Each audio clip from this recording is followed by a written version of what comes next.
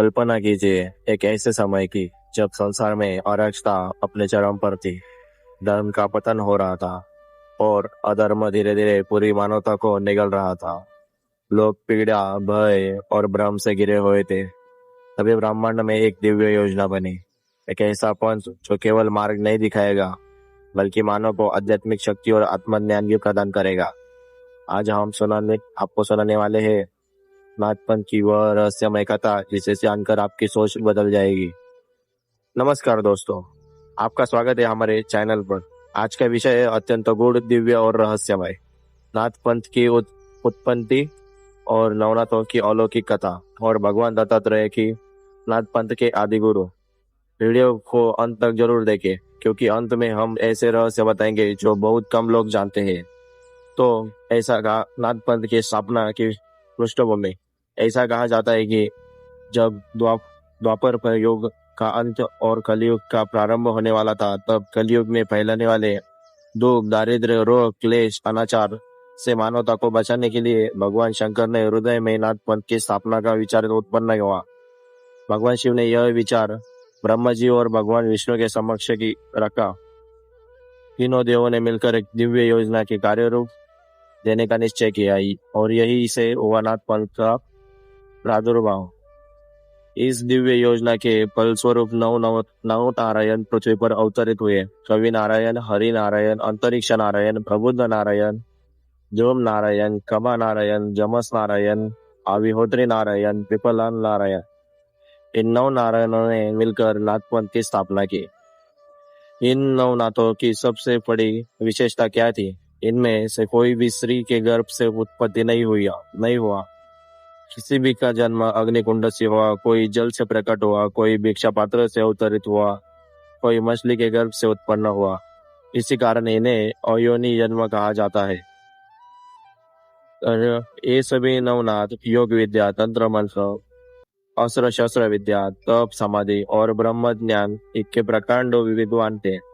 ऐसा माना जाता है कि ये मृतक को जीवित कर सकते थे। क्षण मात्र में ही कहीं भी प्रकट हो सकते थे और तीनों लोकों में उनकी कीर्ति है। जब महासती अनुसुईया के पतिव्रत धर्म की परीक्षा लेने के लिए विष्णु, ब्रह्मा और महेश को बालक रूप धारण करना पड़ा, तब अनुसुईया माता ने उनसे वरदान मांगा कि वे तीनों अपने अंश स्वरूप से उसके गर्भ से पुत्र रूप में जन्म ले। वरदान के फलस्वरूप ब्रह्मांड के अंश से चंद्रमा, विष्णु के अंश से भगवान दत्तात्रेय, शिव के अंश से दुर्वासा ऋषि का जन्म हुआ। तो यद्यपि भगवान दत्तात्रेय विष्णु के अंश से उत्पन्न हुए, तो लेकिन उनमें ब्रह्मा, विष्णु और महेश तीनों का तेज समाई था। इसी कारण भगवान दत्तात्रेय को नाथपंथ का आदि गुरु कहा जाता था। तो सभी नवनाथों को योग, तंत्र, अस्त्र शस्त्र, साधना की शिक्षा भगवान दत्तात्रेय ने दी। तो नवनाथों में मच्छिंद्रनाथ सबसे प्रमुख माने जाते हैं क्योंकि दत्तात्रेय भगवान ने सबसे पहले उन्हें अपना शिष्य बनाया और गुरु गोरक्षनाथ मच्छिंद्रनाथ के शिष्य थे। नाथ संप्रदाय में गोरक्षनाथ का स्थान अत्यंत उच्च माना जाता है। नाथपंथी योगियों की पहचान कान छिंदे हुए कुंडल, खप्पर, भस्म, त्रिपुंड, सोटा, मुद्रा, छटा। कई योगी कान में हाथी दांत या हरिण सिंह का कुंडल धारण करते हैं।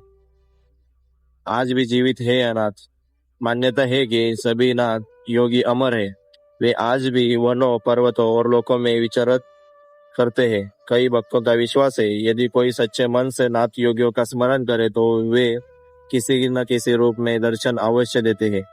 नाथपंथी की यह कथा में हमें सिखाती है आत्मबल, संयम, धैर्य, निष्ठा और आध्यात्मिक शक्ति के द्वारा असंभव को भी संभव बनाया जा सकता है।